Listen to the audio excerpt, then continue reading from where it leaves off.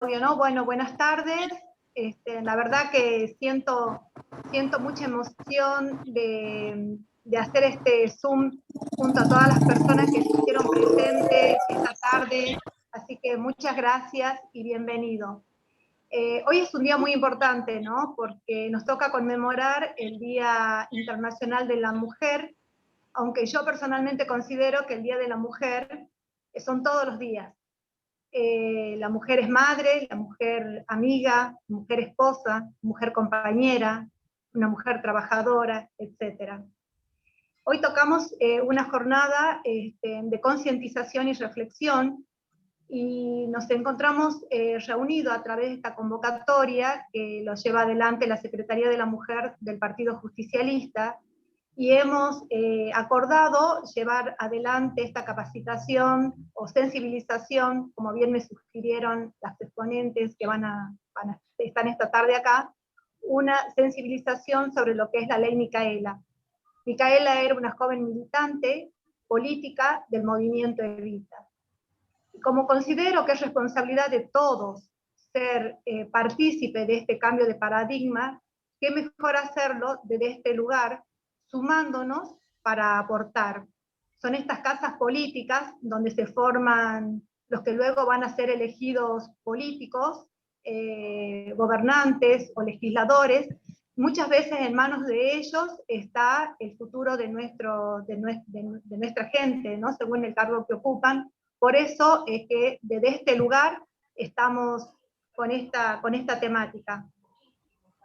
Yo creo que las mujeres en el mundo desean y merecen un futuro igualitario, sin violencia, un futuro que sea sostenible en la paz, con igualdad de derechos y oportunidades.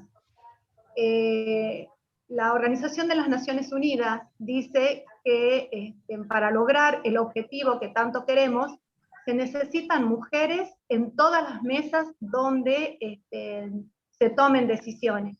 Y esta es una lucha bastante ardua y diaria también. Considero yo que una mujer plena, feliz, repercute en lo que es la crianza de sus hijos, en la formación de su familia, con principios y valores, ¿no? Porque estos valores se están perdiendo y tenemos que colaborar para ser parte de ese progreso y que va a ser beneficioso para todo el mundo. Desde el año pasado estamos viviendo una situación tremenda con el tema de la pandemia. El COVID ha arrasado en distintos ámbitos, y las mujeres han sufrido este confinamiento, las mujeres que han sido víctimas de eso y también son constantes víctimas de esto, de violencia de género, y tenemos que alzar las voces por todas aquellas mujeres que sufren este flagelo. Otra cosa, la Organización Mundial de la Salud, la ONU, con la salud, hablando del COVID, la ONU todos los años, en los años internacionales, trabaja con un lema, ¿no? Y el lema que tiene para el Día Internacional de la Mujer es Mujeres Líderes por un futuro igualitario en el mundo.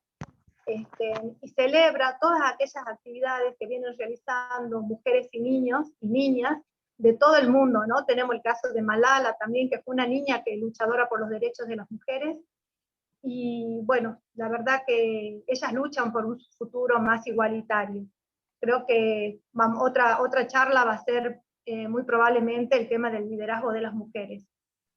Desde el Partido Justicialista tenemos esta secretaría, que es una secretaría de puertas abiertas, donde consideramos que pueden llegarse todas las mujeres, son líderes todas, en todos los ámbitos de la vida, y queremos escucharlas, queremos que sean protagonistas, así que se pueden llegar al partido, que pueden participar conjuntamente con todo lo que estamos trabajando.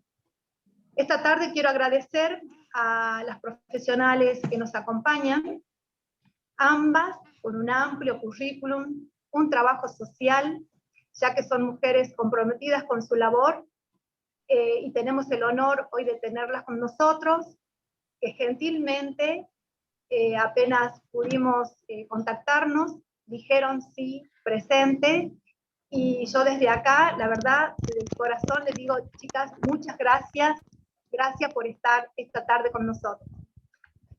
Voy a presentar a Inés Bocanera.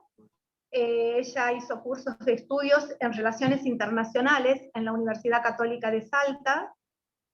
Es integrante del directorio del Observatorio de Violencia contra las Mujeres, creada por la Cámara de Senadores de la provincia. Trabajó en distintas áreas del Ejecutivo Provincial, siempre vinculada a la problemática social y de género. Se desempeñó como jefa del subprograma de formación en derechos humanos y como coordinadora institucional del Ministerio de Derechos Humanos de la provincia. Coordinó el programa Ellas Hacen en la provincia de Salta y el plan de formación, género y proyecto de país para Ellas Hacen, en el marco del programa Ingreso Social como trabajo para el Ministerio de Desarrollo Social de la Nación en Salta Capital. Participó también en el 35º curso anual para una justicia global del Instituto de Derechos Humanos de Cataluña. Bienvenida Inés, y bueno, te escuchamos. Muchas gracias.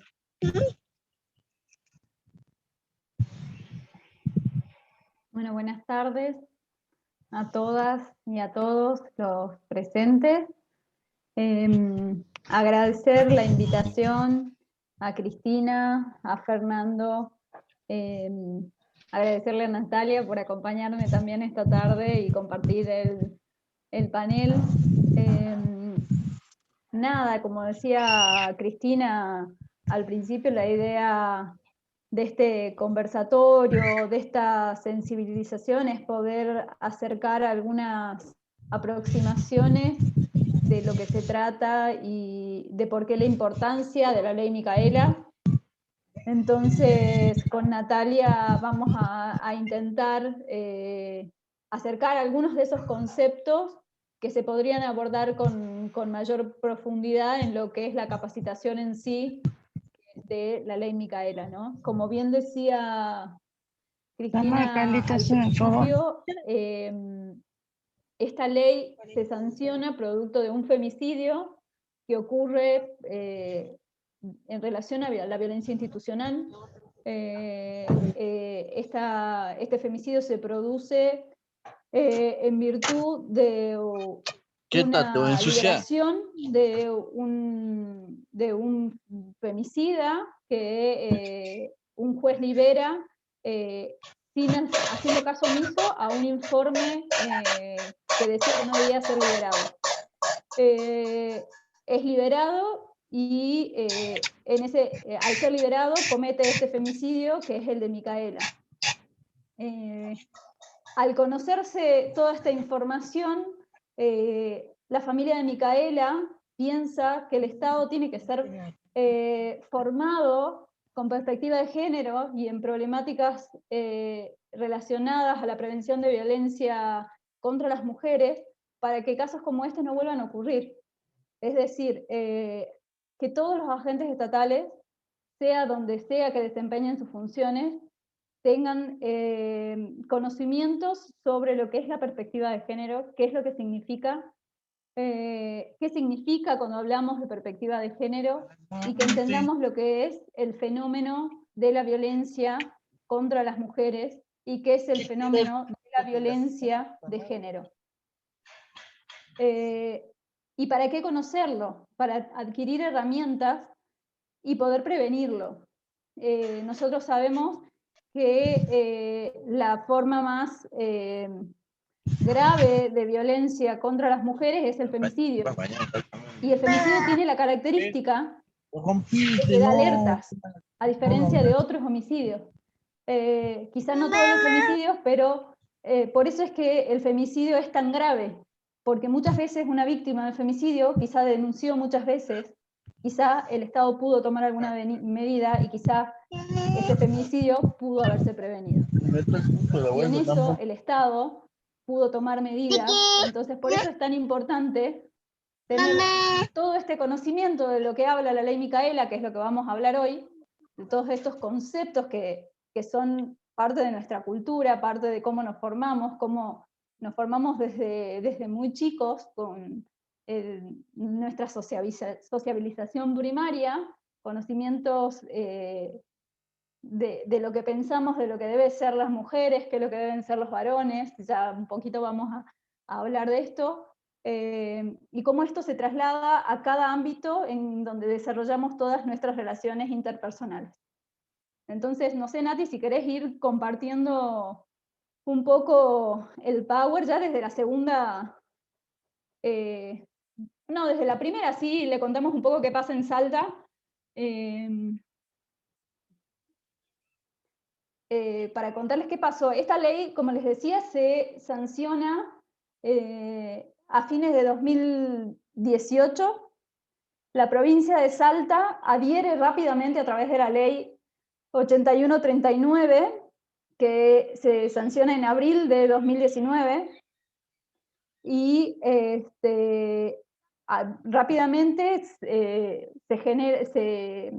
en esta ley se dice que el organismo de aplicación es el Ministerio de Gobierno, y específicamente se reglamenta, y el organismo que aplica y que está obligado a capacitar a los 3 poderes del Estado, porque esta ley dice que los 3 poderes del Estado tienen que formarse en temáticas de perspectiva de género y prevención de violencia contra las mujeres, es la Secretaría de Derechos Humanos, ¿no? Entonces, el organismo de aplicación es la Secretaría de Derechos Humanos.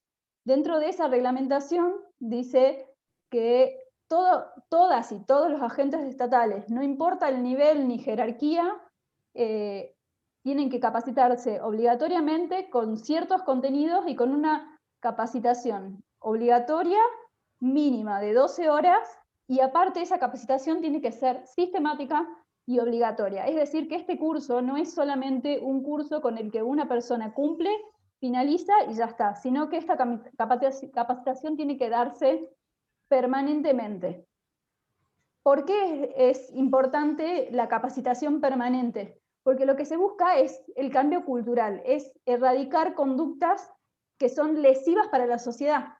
Es decir, lo que estamos buscando erradicar son conductas que generan este fenómeno social que es la violencia que estamos viviendo hoy y que crece día a día, y que año a año nosotras, desde el Observatorio de Violencia contra las Mujeres, una de nuestras funciones es poder relevar las estadísticas en relación a la violencia. Nosotras tenemos, desde que fuimos creadas en 2015, un incremento por lo menos del 25% todos los años de las denuncias por violencia de género.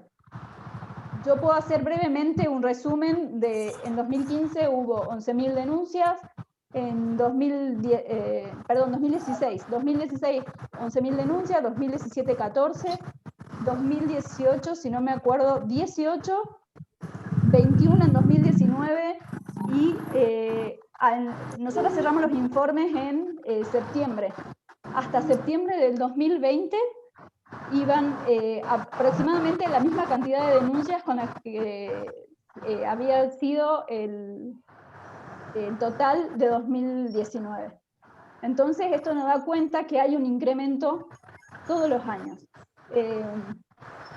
Como les decía, el objeto de la ley Micaela es poder contribuir a erradicar las conductas que hacen que exista este fenómeno.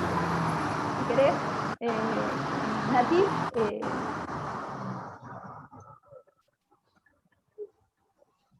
Bueno, ¿qué es la perspectiva de género, no? Porque todo el tiempo hablamos de qué es la perspectiva de género.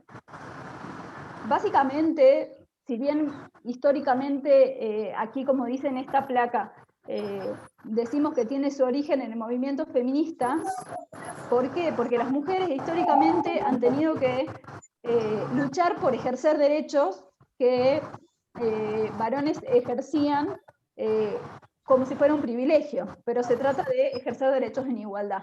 Por eso, en el segundo punto de esta misma placa, lo que se trata es de cambiar la perspectiva y poder visibilizar esas desigualdades en el ejercicio del derecho, ¿no? Entonces, que podamos ejercer cambiar la mirada, quiere decir cambiar la perspectiva y entender que el género históricamente produjo en el ejercicio del derecho desigualdades. Entonces, ¿cómo hacemos? Si querés, Nati, vos andá pasando a la que sigue,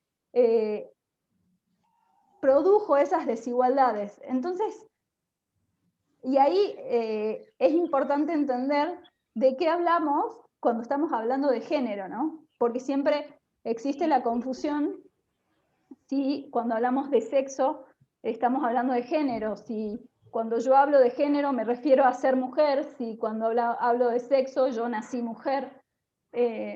Entonces es importante entender que el sexo es la asignación biológica y que el género es una construcción social y cultural que tenemos, es decir, son conductas que se asignan al sexo biológico. Es decir, que debemos comportarnos de cierta manera o ser de cierta forma conforme al sexo biológico. Tenemos ciertas conductas permitidas, ciertas formas de ser permitidos, ciertos roles permitidos, ciertos estereotipos que cumplir. Si bien... Perdón, Inés, sí. Quería así agregar un poquitito, Sí, Nati, ejemplo, libre, como para que vamos haciéndolo como un conversatorio también. Total. Y por favor, antes que vos me interrumpas, ¿sí? Yo quiero invitar al resto a que me interrumpa Claro. cuando quiera. Si quieren que prenda el micrófono, que me interrumpa, que te interrumpan a vos, lo que quieran. Nati, sí. Sí, bueno, buenas tardes a todos y a todas. Primero y principal, yo quería como ir haciendo un aporte a lo que Inés venía diciendo. Y poniendo como ejemplos, ¿no? Que siempre es bueno también, o sea, ponerlo justamente en la práctica, en lo cotidiano. Cuando hablamos de género y de esta construcción social, siempre es claro los ejemplos de la vida cotidiana, cuando nace un niño o una niña, cómo los identificamos con los colores incluso, y son construcciones que vamos haciendo, si es nena rosado, si es varón celeste, los juegos, en todo proceso de sociabilización y en el proceso de desarrollo de un niño o niña, vamos marcando estos roles, estos estereotipos, y vamos asignándole estas desigualdades simbólicas, ¿no? A medida que vamos creciendo. Eso era como para ir aportando desde lo cotidiano. Sí, y para seguir sumando desde lo ejemplificar, digamos, esto que empieza, como vos decís, en la sociabilización primaria, que es desde asignar el color desde el nacimiento, después lo reproducimos a lo largo de todas nuestras vidas, ¿no?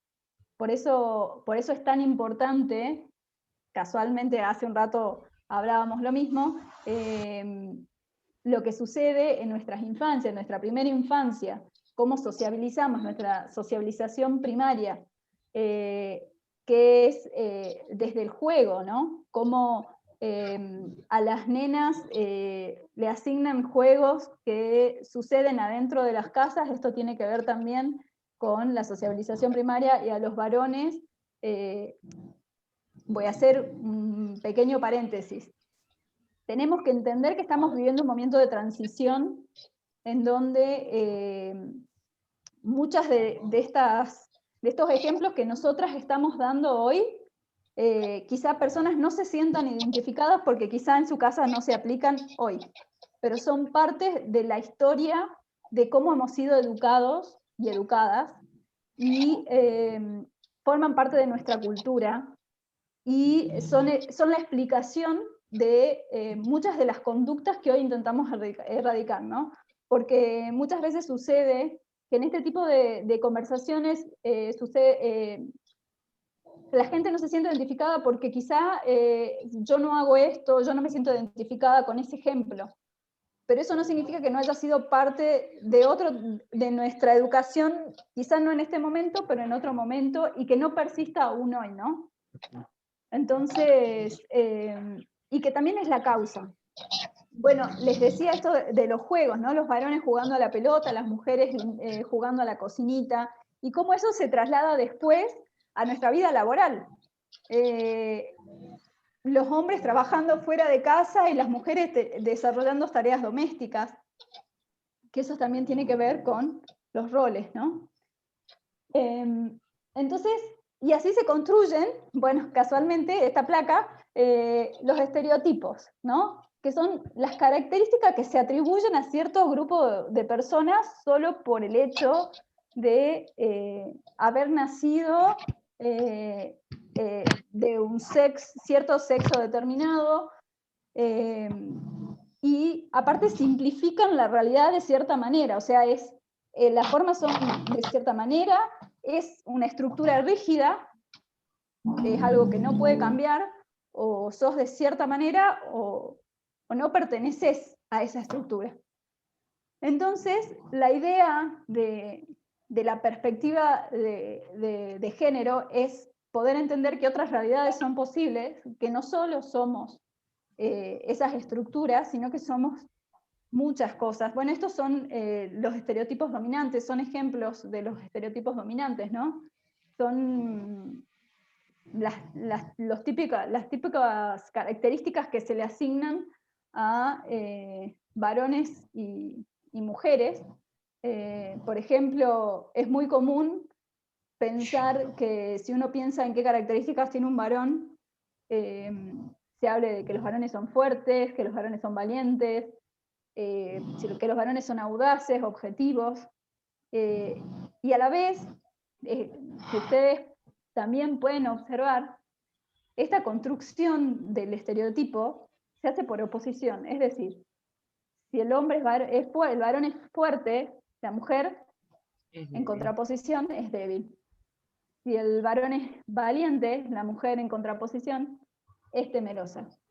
Entonces, eso también construye relaciones jerárquicas en donde históricamente el varón tiene una posición jerárquicamente superior porque tiene todas características que lo ponen en situaciones que va a tener mucho más poder en la vida laboral y en el desarrollo de cualquiera de sus relaciones interpersonales, ¿no? Y esto se aplica tanto en el ámbito interno y familiar como en lo que decía recién, en el ámbito externo. Pensemos en cómo desarrollamos nuestro trabajo, pensemos también, después lo podemos pensar en el ámbito político incluso. Pensemos cómo las mujeres han ingresado al mundo del trabajo. Las mujeres han ingresado al mundo del trabajo teniendo trabajos que están enmarcados dentro de las características que se ven inicialmente dentro de estos estereotipos. Pensemos. Como tareas de cuidado. Exactamente. Tareas de cuidado, pensemos mujeres, la mayoría docentes, mujeres, la mayoría enfermeras. Dentro de la medicina misma, si bien han ingresado mucho más tarde, podemos ver que las especialidades de la medicina, vemos dentro de la medicina, la dermatología es una de las especialidades que las mujeres mayor ejercen, o, está bien, me voy a ir de la medicina, pero voy a hablar de la nutrición, otra de las carreras que ejercen mayormente las mujeres. A la vez, si hablo de carreras que ejercen mayoritariamente los varones, la ingeniería es una carrera que por la racionalidad, por la fuerza, por la practicidad, quizá acá no está dentro de estas características, son carreras que estudian los varones, ¿sí? Hoy esto está cambiando, pero sigue estos estereotipos. No las puse en estas, ay, perdón, no me salen estas filminas, a las estadísticas de cómo ingresan las mujeres a las carreras, pero aunque cueste creer, esto sigue persistiendo, esto que hablo de cómo estudian mujeres carreras, La ingeniería es una de las carreras que menos ingresan. Las carreras de las tecnologías de la información y comunicación siguen siendo los números más bajos de mujeres que estudian ese tipo de carreras, y a la vez carreras que están relacionadas a cuidados sí, lo que les decía recién, son las que mayor número las estudian, las mujeres, ¿no? ¿Por qué? Porque están relacionadas a estos estereotipos que decíamos recién. Que tienen que ver, bueno, con lo que le estoy diciendo, con estas formas originales y de cómo nos vemos y de cuáles creemos que son las características con las que mejor nos desenvolvemos, de qué somos capaces. El desafío que tenemos a través de este tipo de sensibilización es creer que tenemos todas las potencialidades, que somos todas y todos fuertes, prácticos, que todos podemos ser valientes, y también pensar que estos roles no solo han puesto en un rol de desventaja a las mujeres en relación al ejercicio del derecho, sino que también le han puesto un rol de exigencia a los varones y han provocado conductas que también deben modificarse, ¿no? Vamos a mínimamente hablar un poco de masculinidades, porque me parece importante, porque tiene que ver con cómo, si querés pasar a la que sigue, con cómo se desempeñan, bueno, esto un poco recién lo hablábamos recién, ¿no? De cómo se establecen los espacios, ¿no? Los modelos masculinos, ¿no? Y yo les decía, a los hombres también se le asignan ciertas características. ¿Qué pasa cuando un hombre no cumple con esas características? Cuando un hombre no cumple con el rol de ser fuerte, cuando no cumple el rol o el estereotipo de ser racional, se considera que un hombre no es hombre. Un hombre no... ¿Qué es todo lo que un hombre no puede ser? Acá en esta lámina hay 3 características básicas que un hombre no puede ser. No puede ser mujer, no puede ser homosexual y no puede ser niño. Porque si esas 3 cosas son, pierde su masculinidad, ¿sí? Entonces, eso es la homosexualidad, perdón, la masculinidad hegemónica, por supuesto. Entonces, ¿por qué? Porque todas esas características se asumen que si tiene un varón, es decir, si es práctico, no va a ser mujer. Si un varón es independiente, si es racional, no va a ser niño. Entonces, todas estas características se construyen de nuevo en oposición a estas 3 características que acabo de nombrar. Entonces, ¿qué se espera de un varón hegemónico? Si querés, la que sigue. Que sea responsable y autónomo, que sea activo, que sea fuerte, que no exprese emociones, que no demuestre miedo. Ustedes piensen que cuando hablamos del estereotipo, que un hombre sea independiente, que sea fuerte, está relacionado con no expresar emociones, con no demostrar miedo, que defienda su honor. Y yo quiero agregar acá algo que quizá no está acá. Acá yo no lo veo bien por un poco porque me tapa la pantalla pero dice demostración de virilidad, ahí está. Porque esto se traduce en estadísticas reales, ¿no? Muchas veces se habla de que las mujeres manejamos mal.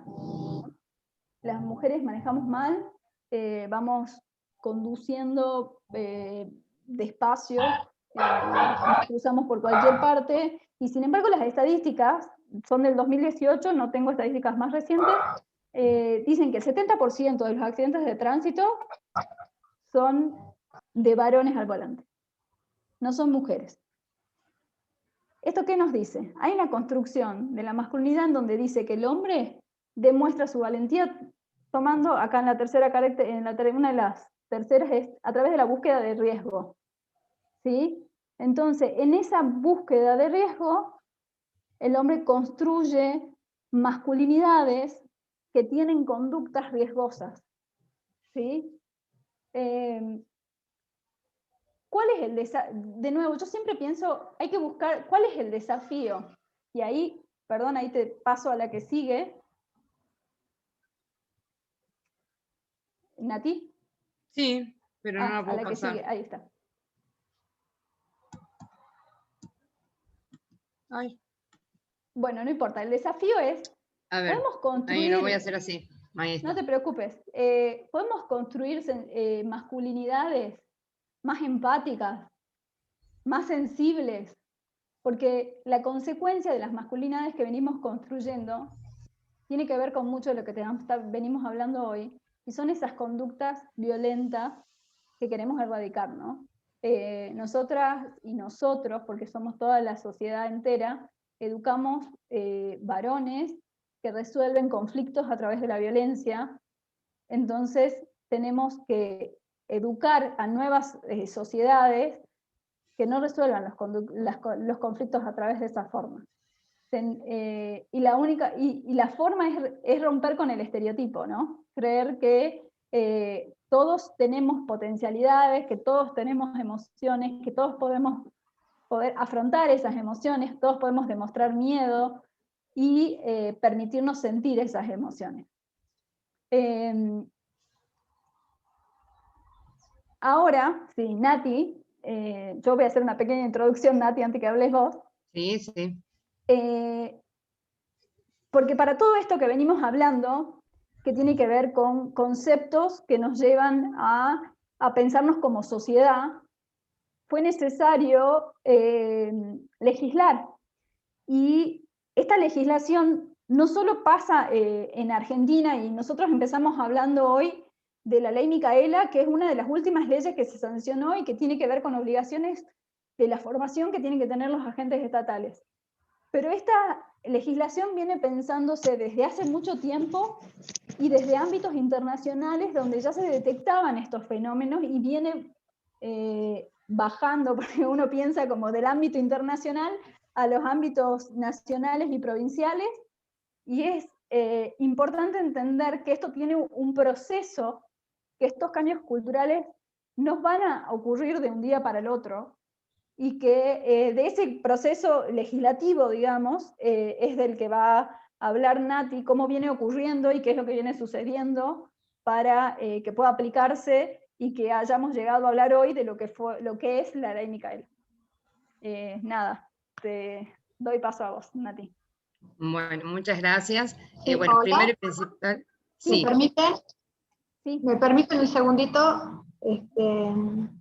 Sí, antes de darle la palabra a la doctora Natalia Vaca, quiero presentarla para que todos la conozcan, si aquel que no la conoce, pero tiene una labor muy importante en toda la provincia, así que muy probablemente muchos ya la conocen.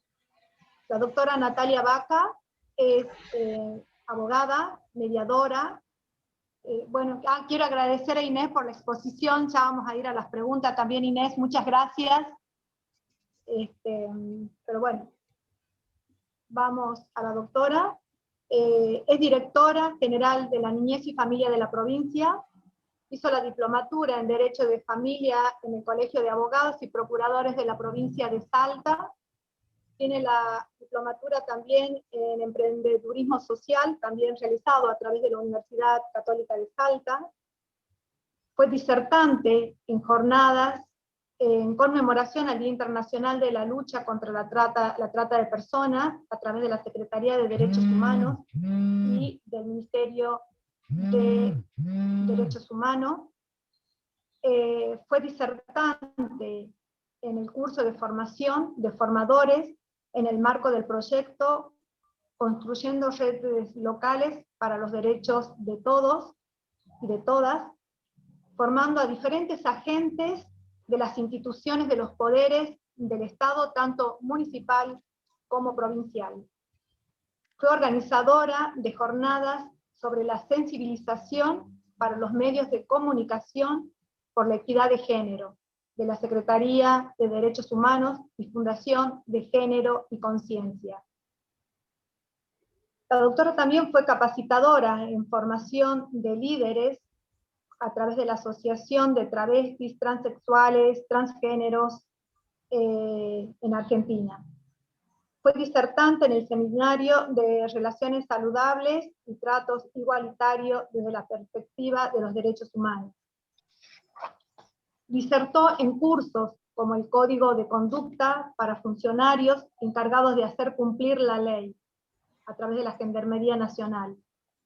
Fue capacitadora en proyectos de formación para agentes de la seguridad de la Policía de la provincia de Salta, en articulación con la Dirección de Promoción y Formación de la Secretaría de Derechos Humanos.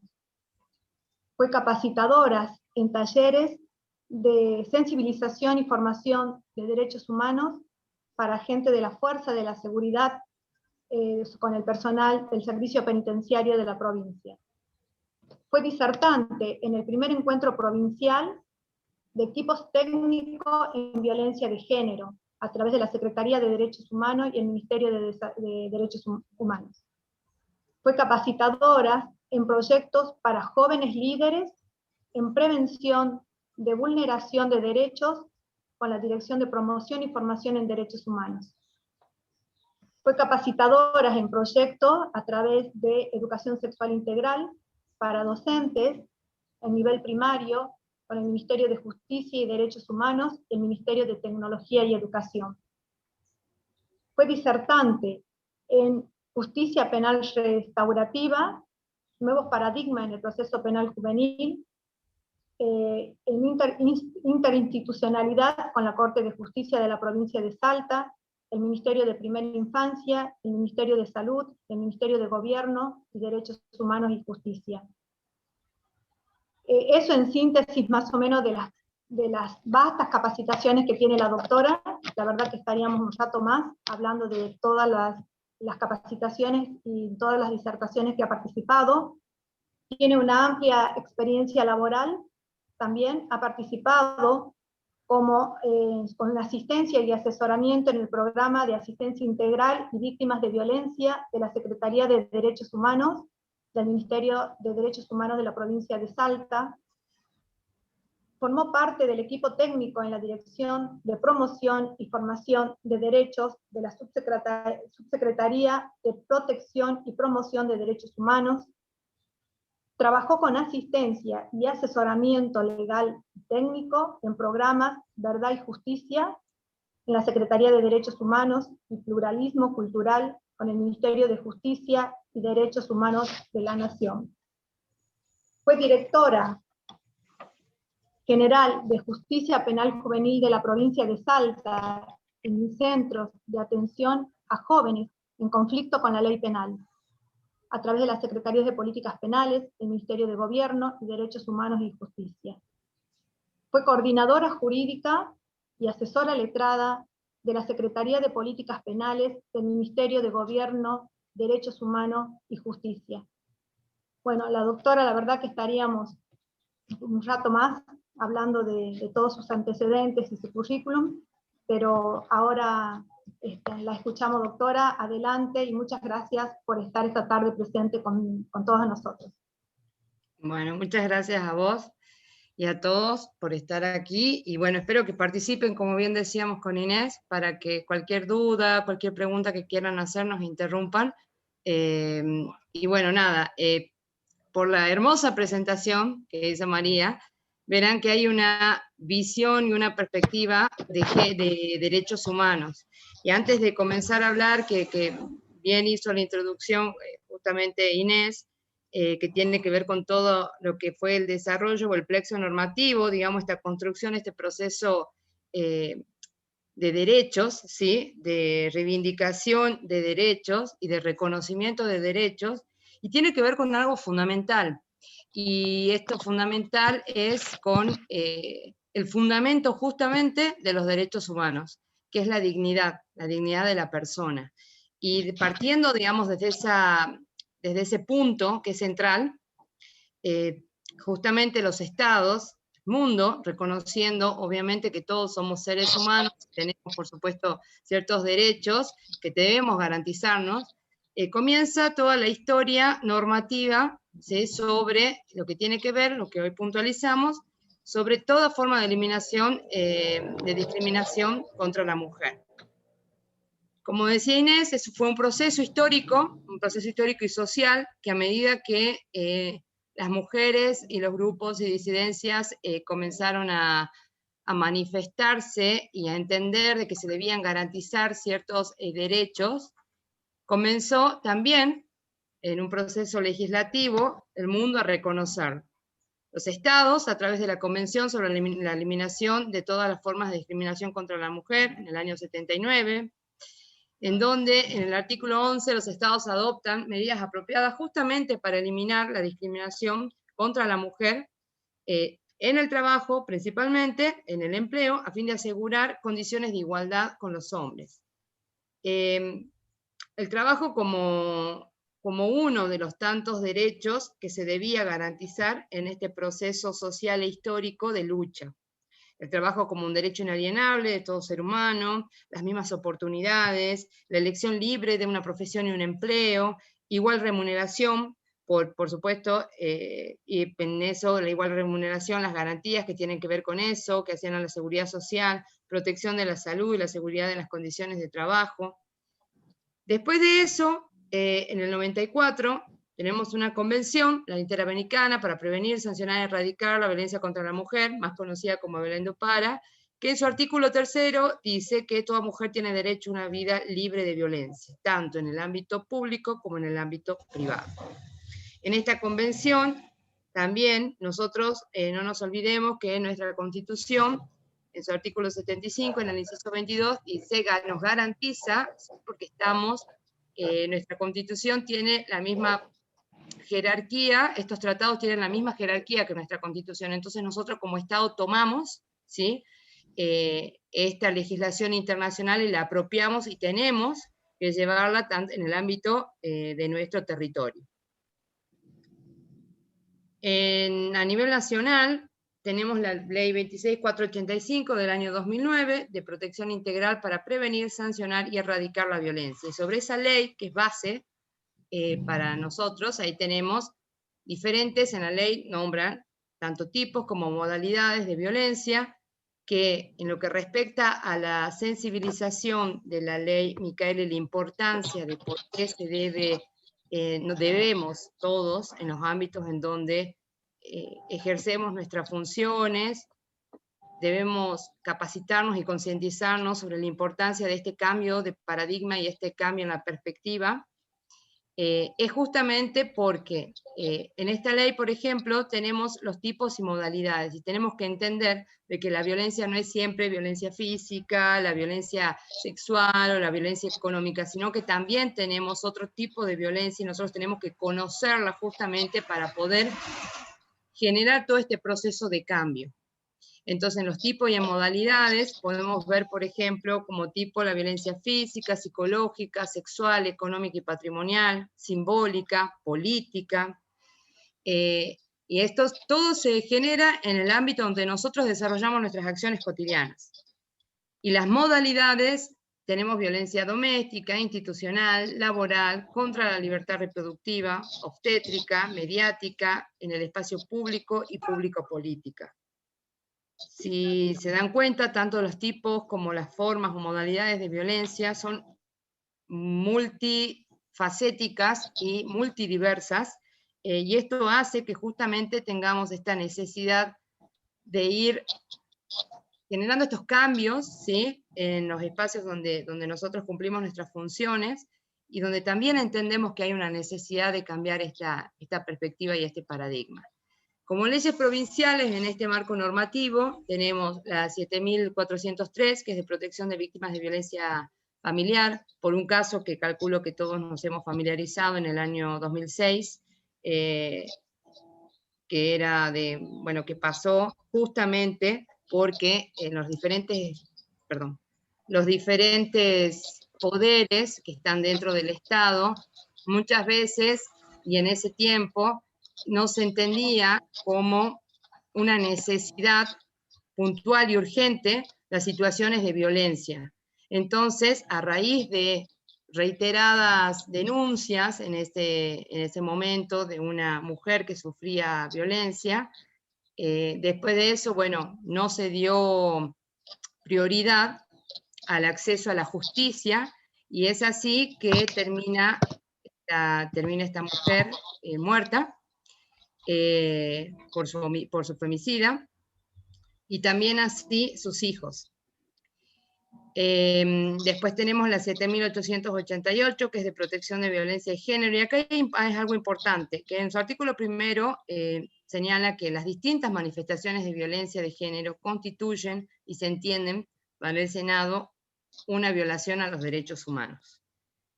Entonces, todo este plexo normativo, este proceso histórico-social de transformación dentro de estos derechos y de garantizar y restituir estos derechos, tienen que ver con una mirada mucho más amplia, que es desde la perspectiva respetuosa de los derechos humanos, y que hace justamente a su fundamento, que es la dignidad.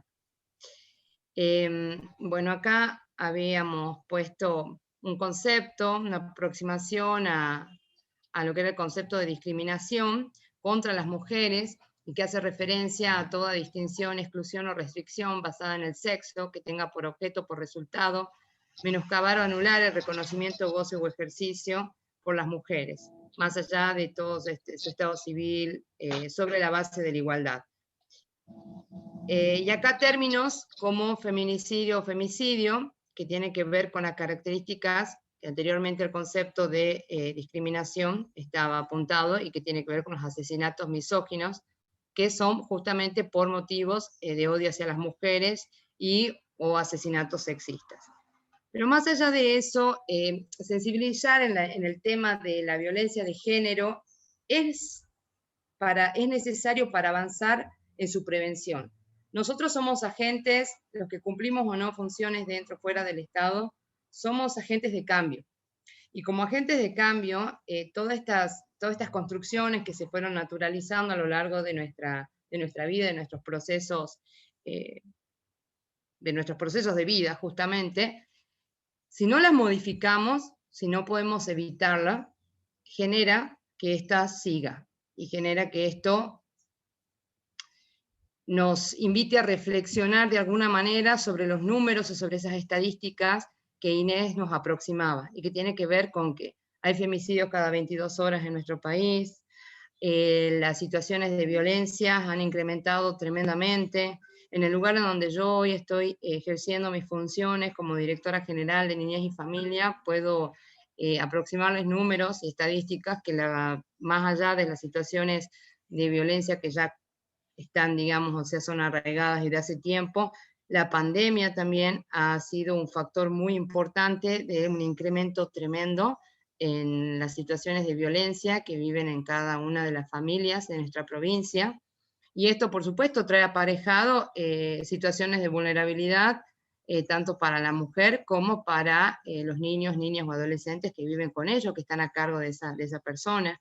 Y la verdad que en números, más allá de lo frío, es tremendo, porque nos tiene que hacer tomar en cuenta y entender de que esos números son realidades, y son situaciones que nos sirven para justamente ir cambiando, ¿sí?, estas conductas, ir cambiando la perspectiva y poder aplicarla en el día a día para deconstruirnos como sociedad, y para que el motivo de este día no sea la conmemoración por hechos históricos que han llevado a que muchas mujeres ya no estén, sino que este día pueda ser un día significativo en la lucha y en todos estos avances, reivindicaciones, restituciones y garantías de derechos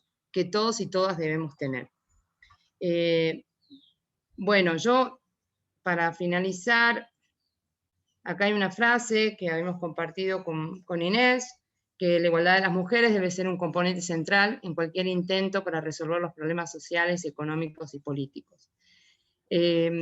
Sí me gustaría también de que si hay alguna intervención, algunas preguntas que quieran hacer, con gusto. Nosotras estamos acostumbradas a trabajar en conversatorios y justamente para que sea ameno para todos y poder hacer de esto una charla que nos sirva y que nos aporte. Les agradezco.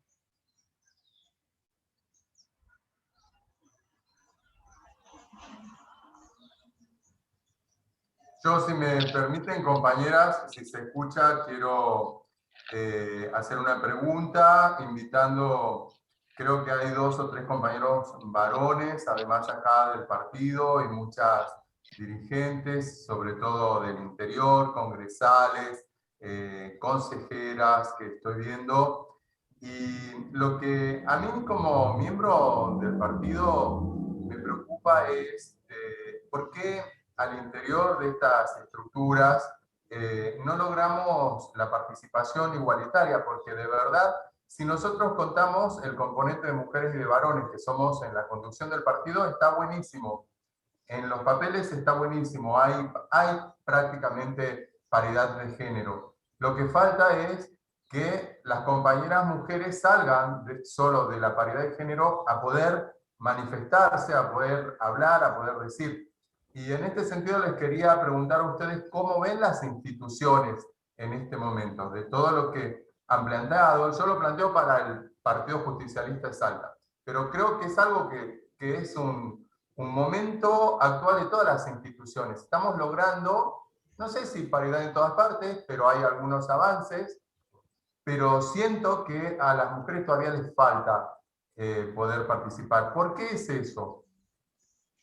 ¿Puedo? Sí, Sí. por favor. Sí. No, yo le preguntaba a Nati para ver si no quería contestar Sí, ella. no, sí. No, yo tengo una idea de la respuesta. Por supuesto que esta respuesta que también creo que es una construcción. Esto es, creo, un camino que estamos andando, empezando. La idea de la paridad inicial fue hablar de un número que permitiera el acceso que antes estaba restringido por una barrera cultural que se consideraba que el espacio por hablar de la política, ¿no? Porque hoy estamos en una charla dentro de un partido político, pero dentro de la política era un espacio ejercido por varones. Entonces, la paridad fue a través de una ley que permitió el acceso a través de cupos. Esos cupos tienen que permitir... Yo inicialmente hablaba de esto, lo que tenía que ver con los roles y estereotipos y cómo las mujeres ejercen ciertas tareas y cómo esas tareas se trasladan a todos nuestros ámbitos en nuestras vidas, ¿no? Pero no solo las mujeres ejercemos esos roles y estereotipos. Entonces, romper con esos roles nos va a permitir desempeñarnos de otra forma dentro de quizá no solo lo que tiene que ver con una lista, ¿no? Es decir, en las reuniones mismas de el partido, la toma de decisiones importantes del partido, pero no se trata de que solo las mujeres, porque también es esto de ponernos la carga de por qué las mujeres no lo hacen, qué les pasa a las mujeres. Esto tiene que ver con un trabajo de todas y todos, ¿no? O sea, de entender también que hay un trabajo muy fino que las mujeres en los partidos políticos lo hacen. Me parece que acá las mujeres que están participando lo van a reconocer, el trabajo territorial que hacen las mujeres, un trabajo también que es invisibilizado muchas veces, que es el trabajo del día a día. Entonces, poner en valor todos los trabajos de todas las personas del partido, sin distinguir y empezar a reconocer los trabajos de cada uno, sin importar si es varón o mujer. Me parece que ese es el objetivo, y empezar a poner en valor eso, ¿no? Y no ponernos la carga a las mujeres de tener que exigir que nos valoren y decir yo soy mujer, valórenme, sino ponerle valor en el trabajo. Sí, también yo quiero ampliar que creo que esto que vos estás diciendo no es solamente binario en el tema de varones y mujeres, sino que hay muchas compañeras y compañeros de la comunidad LGBT que también están politizando y circulan y demás, ¿no? Quiero darle, levantó la mano el apoderado del partido, Gastón Galíndez, que me parece que puede decir cosas interesantes. Adelante, Gastón.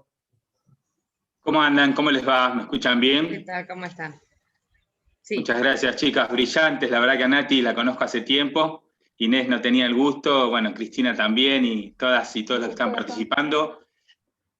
Les agradecemos, la verdad, que este espacio de sensibilización. Lo mío más que nada era una consulta porque ONU tiene una especie de medidas, dice 16 medidas para poner fin a la violencia a las mujeres. Esto de la sensibilización sería como el punto 7, donde los primeros ítems que te pone Naciones Unidas es el cumplimiento de la ley. Y qué difícil que se hace cuando nosotros seguimos creando leyes para cumplir la ley. O sea, sancionamos leyes para cumplir las leyes, ¿no? La verdad que me gustaría saber si podemos tener, o si es que existe, una especie de decálogo de metafísicas a lograr, porque si bien lo que nos impone la ley Micaela es la sensibilización en los organismos públicos, nosotros lo hemos hecho en la Cámara de Diputados, entiendo que el Senado también lo ha hecho, es el paso gracias a Fernando y el equipo que acompaña, que está dando el Partido Justicialista. Pero no sé si, más allá de la reducción de la violencia que a veces tiene metafísicas fatales, es decir, murieron chicas o no murieron y con eso decimos, bueno, estamos mejor o peor que antes. No sé si hay alguna especie de metafísica para decir, bueno, para el 2021 pretendemos lograr que, como para decir, podemos dar un avance concreto, porque si en el acceso a la justicia vemos que es complejo, que la justicia, y esto no es tirarse en contra del Poder Judicial, sino que la justicia es lenta, no llega o llega tarde, las medidas de prevención no son las acordes, ni el botón antipánico, ni las restricciones, ni ninguna de esas medidas hemos visto que ha dado resultado. No sé si podemos establecer, no digo hoy, sino en el transcurso de tal vez algún taller más de trabajo de puño y letra, poder imponernos metas físicas para decir, che, mirá, en 2021 deberíamos lograr no sé qué, algo. O por lo menos tener escrito, decir, no, mira, Gastón, vamos a adoptar las 16 medidas de ONU y a partir de eso vamos a impulsar el cumplimiento de cada uno de los puntos. Era más que nada si existe un modo de medirlo o simplemente nos abocamos a que, más allá de todas las leyes que hemos sancionado a nivel nacional y local, si nos acercamos y nos aferramos a los 16 puntos que dice ONU y sobre eso militamos, ¿no? Yo te respondo esto en base a algo que yo pienso, ¿no? La gestión en las políticas públicas, ¿sí? Justamente, más allá de esto que nos impone, que no impone, sino que es certero lo que indica o lo que pide la ONU, tiene que ser pensada desde ese punto de vista. Entonces, más que creo que yo creo mucho en la promoción y en la prevención. Entonces creo que parte de lo que podemos ir construyendo y de los resultados se va a ver en procesos de prevención, de promoción y prevención. Trabajar en la promoción en absolutamente todos los estados, pero tiene que ver también con una lógica y una gestión de las políticas públicas y tiene que ver también con una voluntad política y tiene que ver también, o sea, con la mirada, ¿no? De quienes están representándonos hoy en el partido, qué mirada también queremos y necesitamos y con qué perspectiva, si esta mirada es la perspectiva, para que justamente esos números, esas metas, sean visibles al momento de que se promueva y que aparte de promoverse, haya un proceso de prevención. Entonces, ahí los números ya no van a existir, porque van a existir, pero en menor cantidad, porque justamente la promoción y la prevención va a ser lo suyo.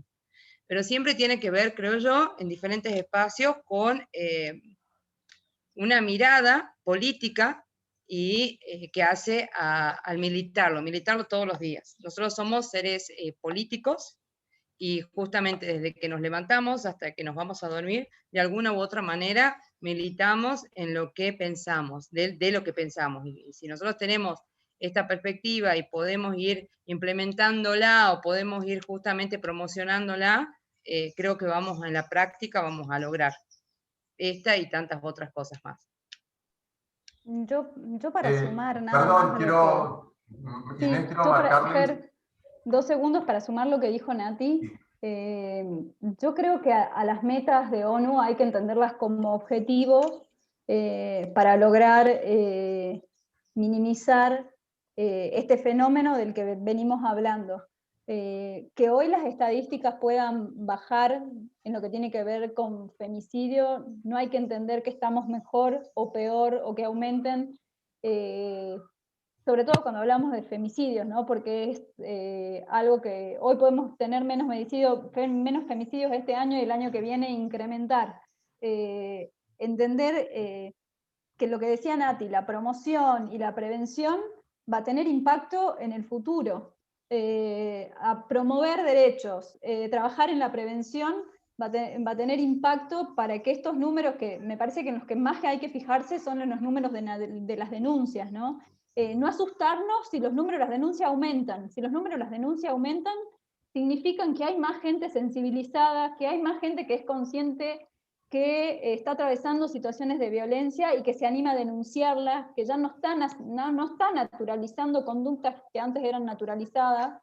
Entonces, Exacto. no necesariamente es negativo. No significa puede significar que hay más violencia, pero puede significar que hay más gente sensibilizada también.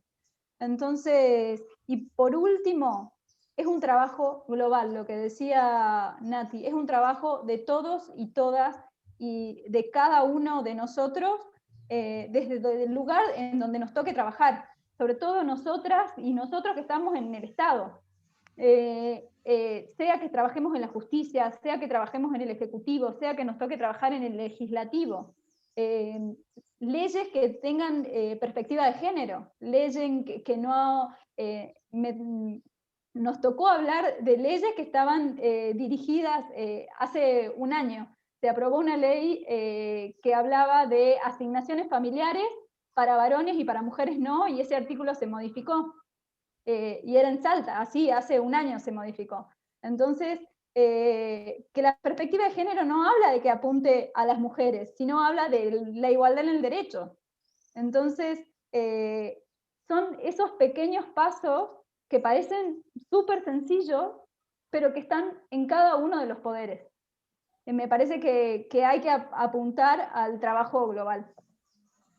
Inés, Natalia, el compañero que figura como príncipe digital había levantado la mano, y luego la doctora Claudia Aguirre. ¿Qué tal? Buenas tardes, ¿cómo les va, compañeros? Me presento, yo soy Marco Mancino, soy del equipo de comunicación del PJ Digital Nacional, que es una agrupación justamente dedicada al mundo de todo lo que tiene que ver con lo digital.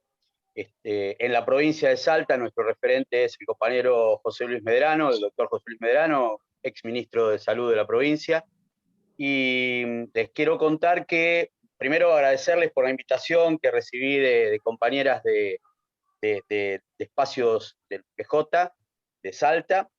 Realmente es una interesante experiencia la de poder dialogar con ustedes y escucharlos, y escuchar a las compañeras.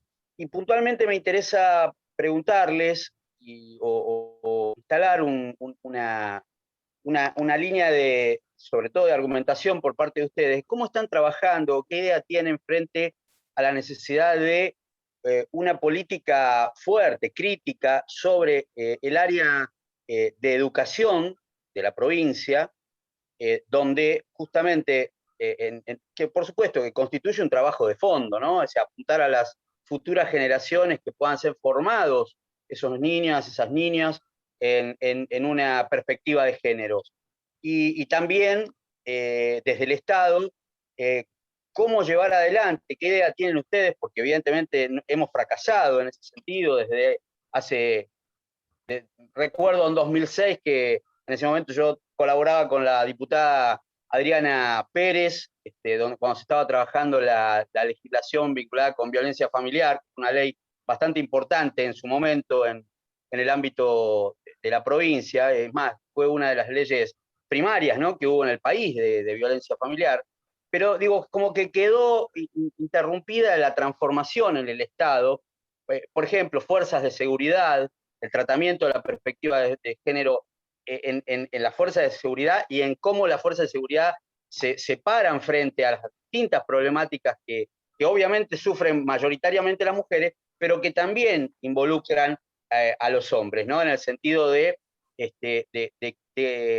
esa falta de políticas tal vez actúe en contra de la posibilidad de mejorar las relaciones a partir de conflictos reales que son insosolayables, digo, de mejorar esas relaciones entre las mujeres y los hombres a partir de cuando se genera un conflicto. Digo, el Estado está con una asignatura pendiente, claramente.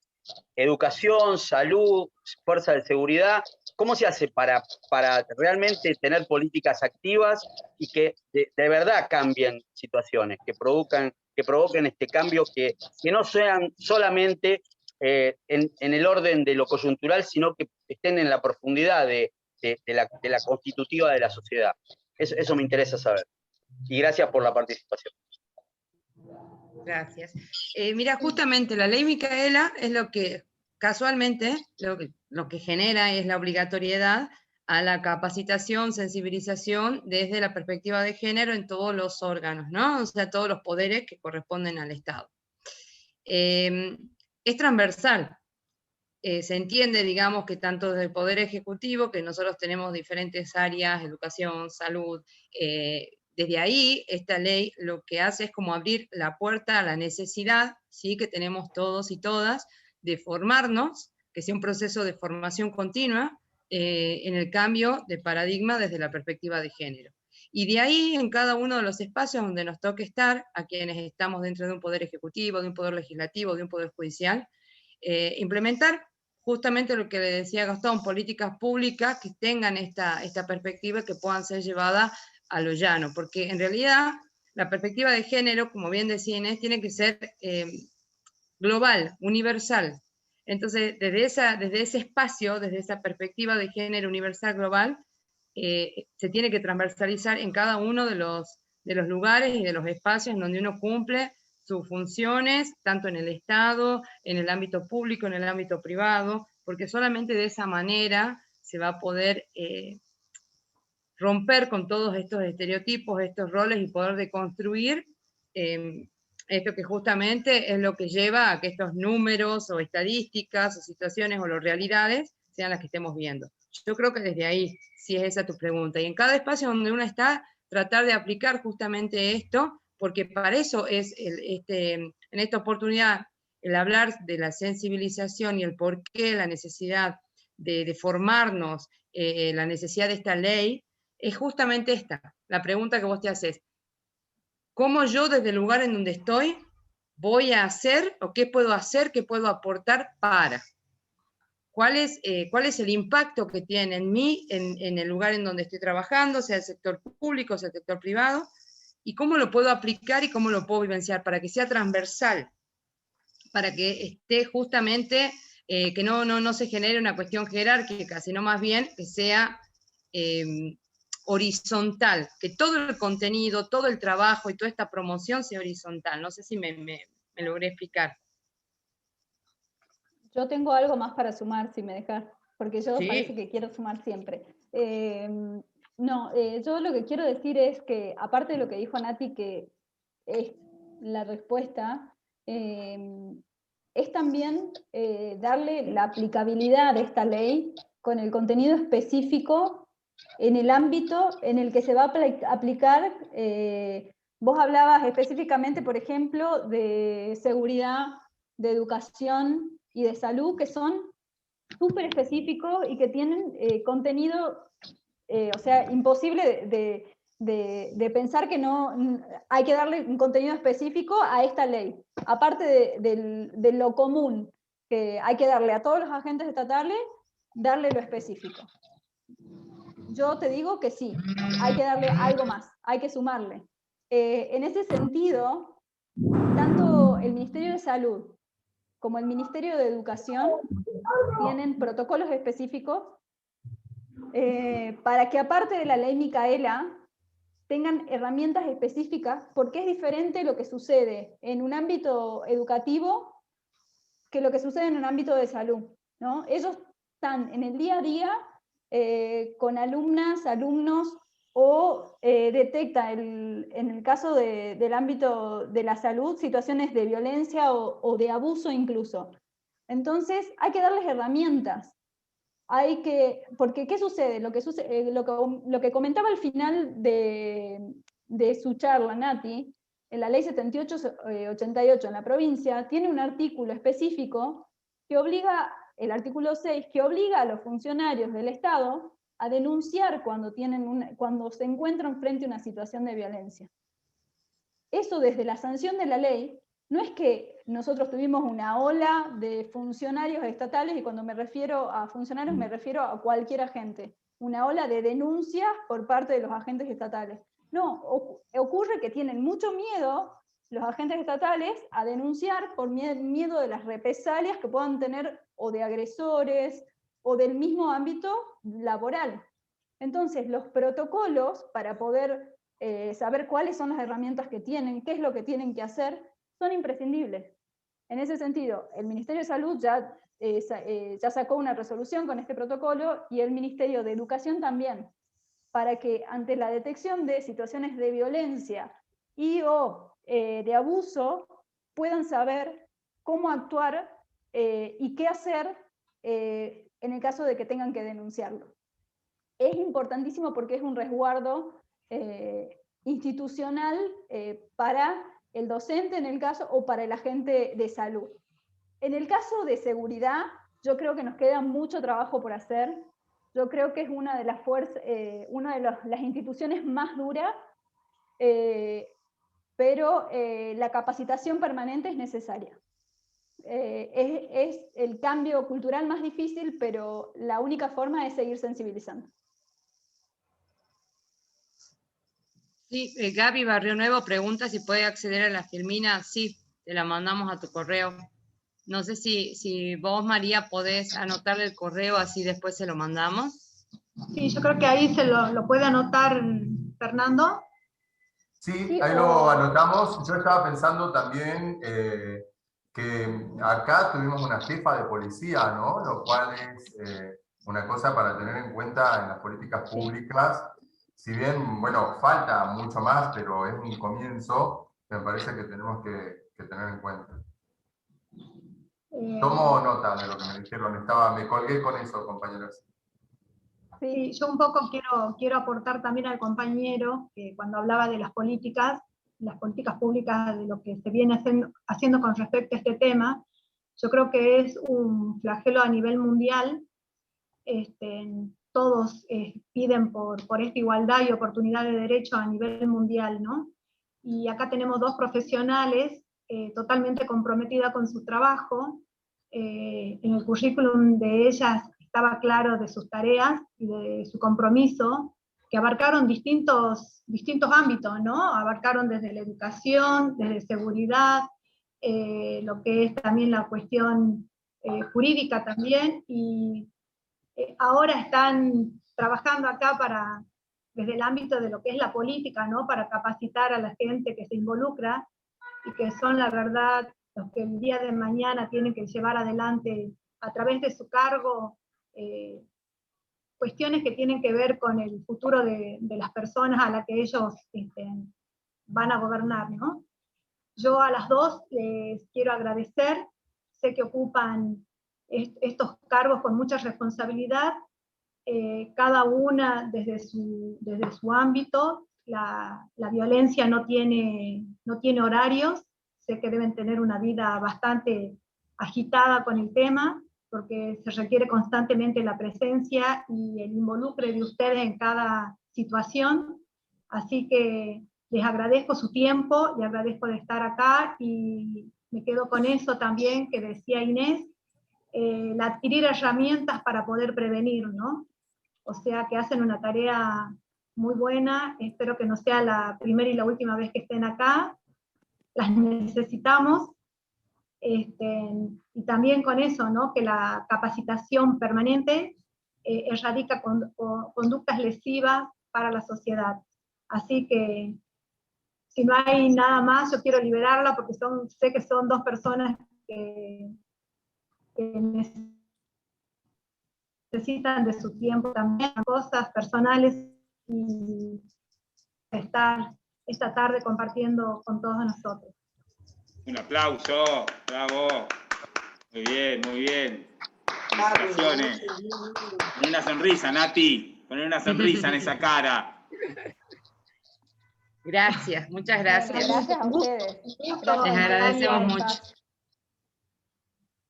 Gracias, muy linda la exposición. Bueno, gracias compañeros. Antes de que cierren,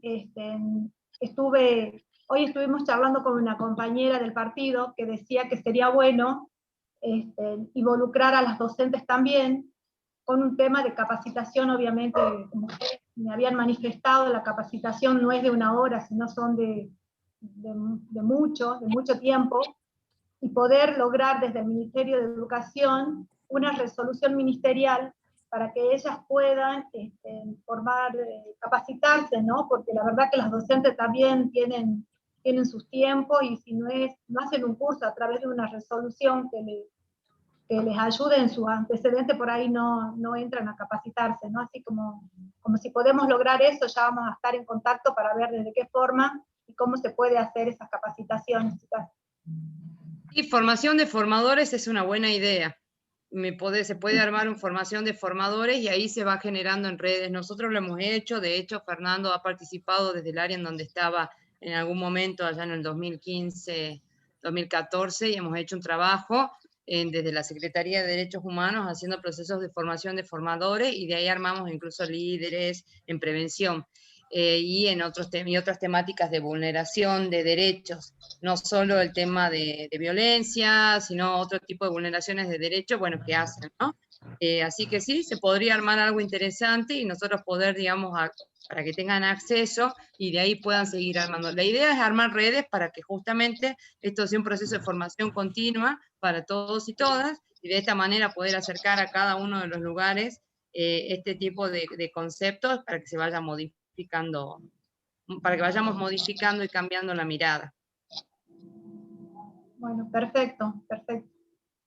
Bueno, yo digo que cortemos ya, las chicas hay que liberarlos a todos, estamos desde las 6 de la tarde acá, así que... Quedamos en contacto, ahí pasé el mail para el envío de las filminas. Bien. Un abrazo entonces. Bueno, gracias Muchas a ustedes gracias por la invitación. Felicitaciones, gracias. Les cuento que Felicitaciones a para los ustedes. que estaban presentes, les cuento que había gente desde Buenos Aires y gente desde Uruguay también escuchándolas, así que había también una persona de Chile escuchándolas. Bueno, así que... Le quiero mandar un beso ahí a Edith, que la veo. Le mando un beso a Edith y a Normita, que por ahí también la vi. Así que les mando un beso. Estaba, es verdad, Normita Ortiz. Sí. Bueno, y Edith. Adiós. Compañeras, Perfecto. un mensajito simple. Muchas gracias, Poner a muchas gracias disposición por la la invitación. estructura de comunicación de PJ Digital a nivel nacional para lo que necesiten. Si alguno quiere anotar mi teléfono para que nos pongamos en contacto. Sí, por favor, vecinos. Sí. O les paso el teléfono y paso mi mail. Mi mail es marcomacino, con doble Z, marco sin S, @hotmail. Bien. Y mi número de teléfono es 3541 67 20 32. Muy bien. PJ Digital Nacional, yo estoy en el área de comunicación del PJ. Y en la provincia de Salta, el compañero José Luis Medrano. Que una vez que nos comuniquemos entre nosotros, yo le voy a pasar el teléfono directamente de él y el mail para que lo puedan trabajar en conjunto ahí en la provincia. Muy bien. Perfecto. Muchas gracias. Muchas gracias. Bueno, a disposición todas las herramientas de comunicación nuestras. Gracias, Hasta Cris. luego. Nos vemos. Gracias, hasta pronto. Gracias, Inés. Gracias. Muchas gracias. Gracias, Inés. Cristina, adiós, gracias.